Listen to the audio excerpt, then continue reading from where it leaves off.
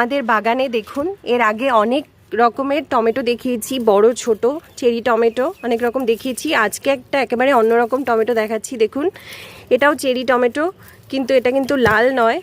পাকলে দেখুন কি সুন্দর কমলা হয়ে, পাকলে একদম সুন্দর কমলা রং নিয়ে নিয়েছে। আর এটা কিন্তু খেতেও লাল চেরি টমেটোর থেকে একেবারে অন্যরকম, বীজও প্রচুর কম। তো একদম নতুন ধরনের একটা ভ্যারাইটি বাগানে এবার নিজে থেকেই হয়েছে, বীজ এসে পড়েছে।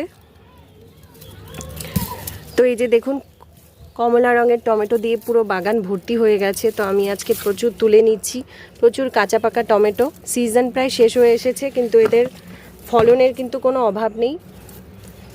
তো আজকে সবগুলো মোটামুটি তুলে নিচ্ছি।